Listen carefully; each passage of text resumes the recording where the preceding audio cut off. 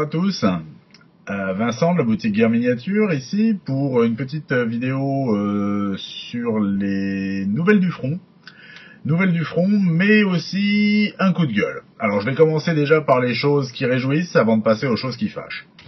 Au niveau des choses qui réjouissent, vous n'êtes pas sans savoir que le mois de septembre, alors je prends mon calendrier, le 7 septembre, le samedi 7 septembre, va sortir le très attendu Codex Space Marine pour, notez l'accent, hein, Space Marine, pour Warhammer 40 000. Devrais-je dire Warhammer? Je ne sais pas, bref. Le Codex Space Marine. Alors le Codex Space Marine, c'est un classique parmi les classiques. Hein. Warhammer 40 000 ne serait pas ce qu'il est sans les Space Marines. Et donc, c'est vrai que cette sortie-là me réjouit parce que j'aime beaucoup les Space Marines. J'avoue, j'adore les Space Marines. J'adore Warhammer 40 000, vous le savez. Et donc, voilà, quoi, ça va être super parce que apparemment le Codex va être relativement épais. Plein de belles choses dedans. Alors il y a des rumeurs qui filtrent à droite à gauche. Hein. Je pense que si vous suivez la chaîne ou si vous passez à la boutique, vous êtes à peu près autant au courant que moi. Donc pas mal de choses à venir, des nouvelles figurines. Hein. Il y a les fameux centurions qui déchaînent les foules. Certains les trouvant superbes, d'autres les trouvant absolument immondes. Alors personnellement, je les trouve plutôt pas mal. Maintenant, j'attends de voir les figurines en live pour avoir un avis définitif, parce que j'ai déjà été un petit peu. J'ai eu la même expérience en fait avec le Storm Raven et le Storm Talon. Vous savez, les deux avions Space Marine, les deux véhicules volants, où la photo, sur la photo, ils sont absolument horribles. On a l'impression qu'ils sont complètement ratés. Et quand on voit la figurine en live, en fait, elles sont pas mal du tout. Les lignes sont assez sympas. Donc j'attends d'avoir les figurines en main pour donner un avis tranché. Est-ce que je les aime, est-ce que je les aime pas? Pour le moment, ils sont pas mal.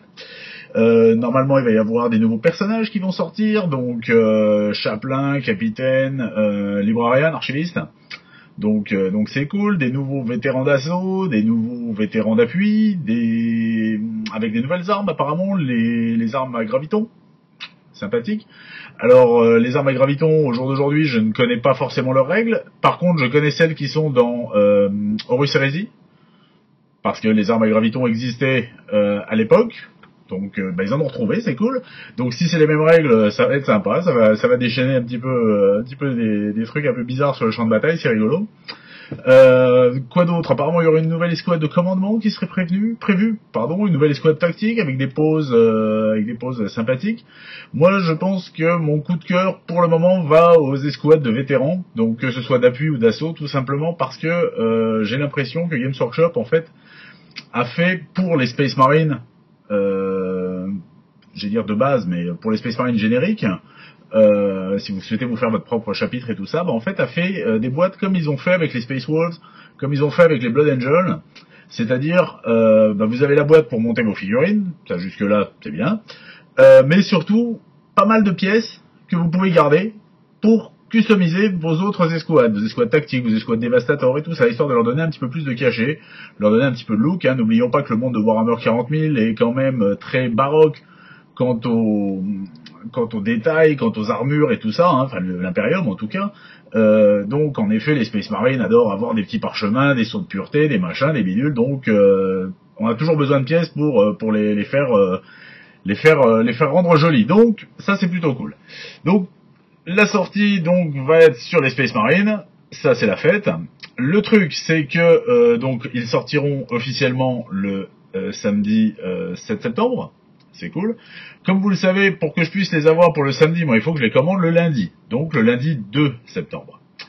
Ce qui veut dire que le White Dwarf sortant samedi 31, en fait, je vous invite, pour ceux qui souhaiteraient réserver ou précommander des produits Space Marine, de me le dire au plus tôt. Pourquoi? Tout simplement pour que je puisse adapter ma commande chez Games Workshop. Parce que j'ai pas envie de vous décevoir, j'ai envie que quand vous veniez à la boutique ou si vous commandez sur le site web, vous ayez votre produit le plus vite possible. Et pour ce faire, j'ai besoin de doser cette commande. Soit j'en prends pas assez et je fais des malheureux, c'est pas le but, je suis pas là pour ça. soit j'en commande trop et il m'en reste sur les bras, et malheureusement c'est pas le but non plus. Le truc c'est que je commande le bon nombre plus une petite sécurité supplémentaire, histoire de. Donc n'hésitez pas, notamment sur la page Facebook ou par email, de pouvoir me dire, bah voilà, moi j'aimerais bien que tu me mettes de côté tel produit, ainsi de suite. Je devrais normalement recevoir le bon de commande, j'espère, cette semaine, ce qui va me permettre de pouvoir mettre ces produits-là aussi sur le site. Donc parce que pour le moment j'ai pas de tarif, j'ai pas le détail exact de ce qui sort, hein, j'ai juste les rumeurs qu'on voit partout sur le net, donc c'est pas franchement un outil pratique pour travailler et prendre des précommandes, loin de là. Donc dès que j'ai le bon de commande, ça monte sur le site. Sur le site, vous pourrez passer vos précommandes si vous le souhaitez. À noter que le code, vous savez, le petit code promo pour la réouverture du site est toujours valide. Donc n'hésitez pas à en profiter. Hein, c'est toujours ça de gagner. Donc le code, pour ceux qui n'avaient pas suivi les autres vidéos, c'est réouverture. Voilà, le tout en majuscule. Donc ça c'est une chose. Donc les Space Marines, c'est génial. Moi je suis super content, j'ai hâte de recevoir le Codex. Déjà j'ai hâte de recevoir le White Dwarf pour voir un petit peu ce qu'il en est, et j'ai hâte de recevoir le Codex pour étudier ça, et pourquoi pas me remonter encore une armée de Space Marines, ça en fera qu'une. Bref, c'est la bonne nouvelle. Le coup de gueule. Alors le coup de gueule, j'ai envie de le passer. Je vais le passer parce que oui, j'ai envie de le passer. Puis j'aimerais bien que vous soyez au courant aussi, parce que je suis pas certain que ce soit des informations que tout le monde sait. Je voudrais passer mon coup de gueule contre cette institution qu'est la Poste. Alors la Poste. Déjà, si vous ne le savez pas, sachez qu'en tant que professionnel, quand vous avez un contrat auprès de la Poste pour les affranchissements de vos colis, de vos lettres, de vos recommandés, vous payez quelque chose que vous ne payez pas en tant que particulier, c'est la TVA.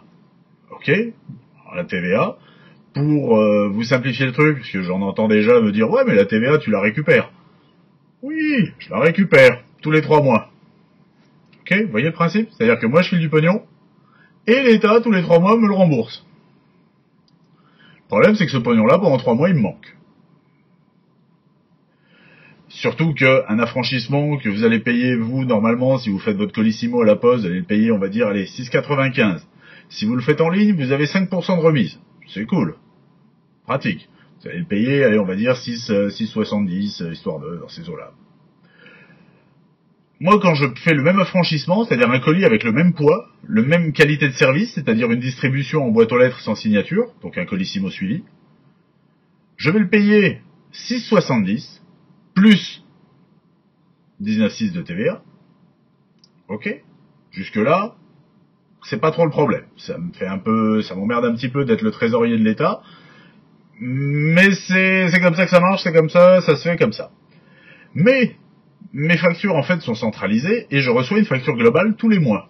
Et sur cette facture globale tous les mois, vient s'ajouter, un coefficient d'ajustement du prix du pétrole. Parce que, apparemment, les comptables et commerciaux de la Poste ne prévoient pas le prix du pétrole et ses augmentations, parce que c'est rare que ça baisse, dans le prix des affranchissements.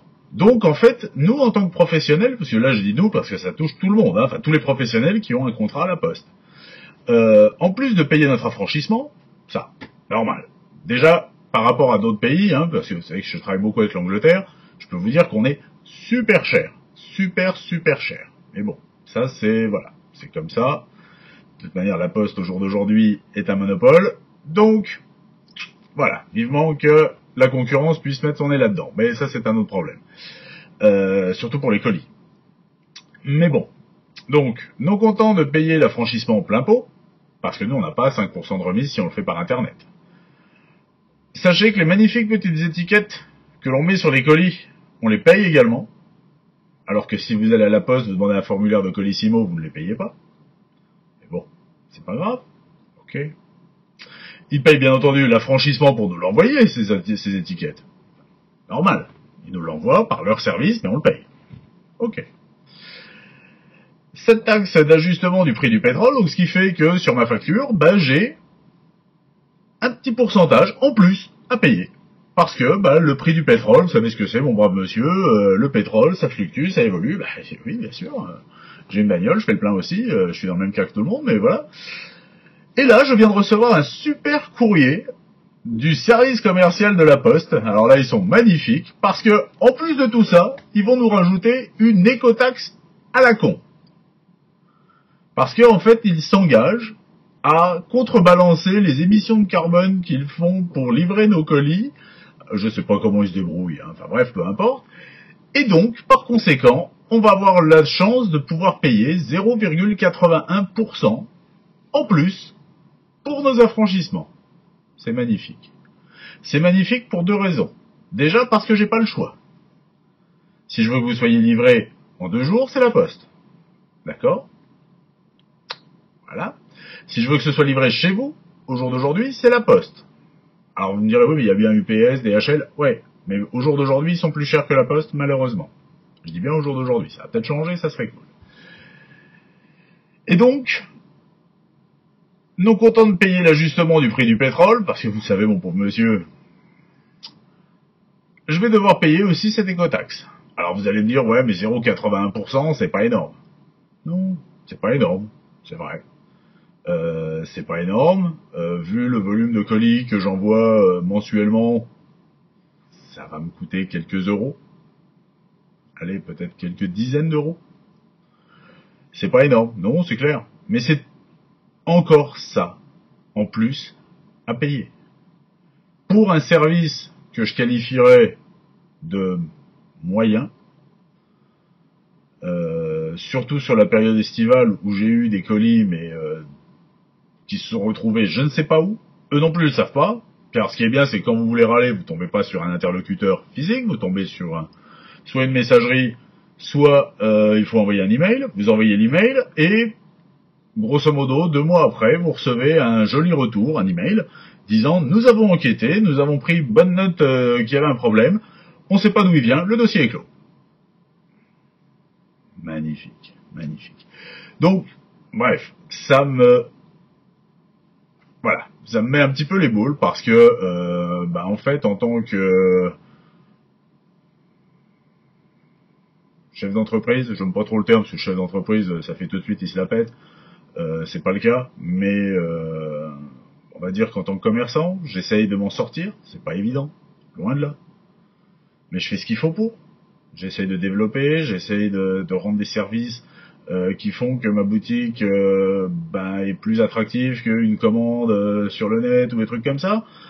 Ce que j'engage d'ailleurs tous mes confrères à faire, hein, c'est même si je vends aussi sur le net, bien sûr, mais c'est vrai que les ventes sur le net me permettent aussi de gagner un petit peu plus, qui me permet d'assurer un peu plus le coût. Mais bon, bref, ça c'est un autre souci. On essaye de s'en sortir par tous les moyens, on essaye de faire ce qu'il faut, on essaye d'avoir un service irréprochable, c'est pas toujours évident, des fois on se plante, ça arrive. J'ai fait des erreurs, j'en ferai d'autres. Voilà. On essaye de faire ce qu'il faut, on essaye de justement pour être entre guillemets concurrentiel par rapport à des sites, notamment britanniques, d'offrir un franco-port, sur une base raisonnable.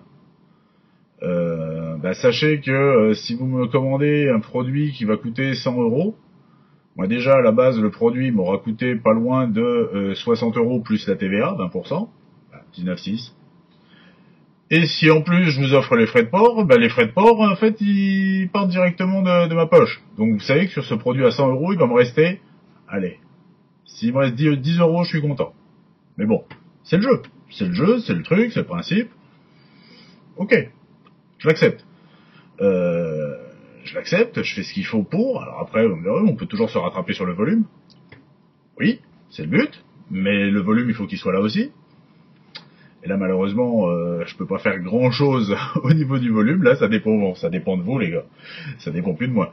Bref, tout ça pour dire que, franchement, ils abusent, quoi. Ils abusent.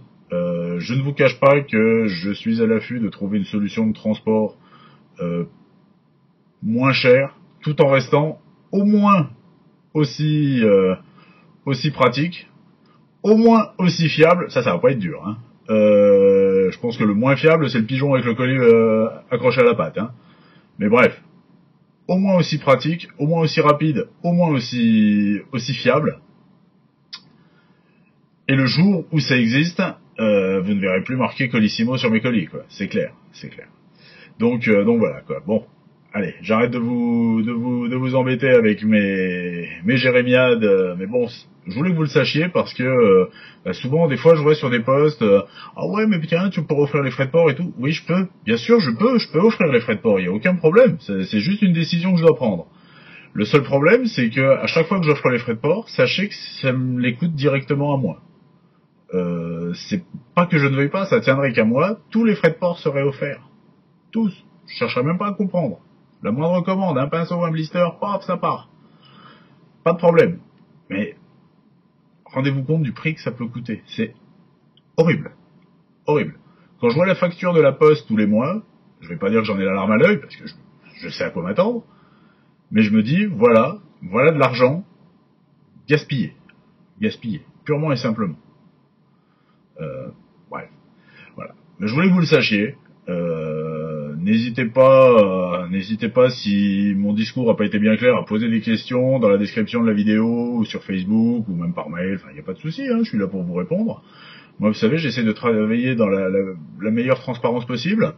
Voilà quoi, mais sachez-le, tout simplement. Après, comme je l'ai dit, mon coup de gueule n'est absolument pas, est dirigé uniquement sur la poste. C'est la poste qui me fout les glandes, quoi. C'est le truc. Et donc, après, il faudrait peut-être que certaines personnes haut placées réfléchissent au fait que comment rendre nos entreprises concurrentielles par rapport à des entreprises étrangères. Bah, rien que là, déjà, il y a moyen de faire. Mais bon, c'est vrai, hein. Au jour d'aujourd'hui, ce qui fait vivre la poste, c'est pas votre courrier, hein. C'est nos colis. Les courriers, ils en ont quasiment plus. Un recommandé de temps en temps, une lettre ou deux parce que mamie, elle sait pas faire un email, mais les courriers sont en voie de disparition, hein, quand vous voyez le prix du timbre.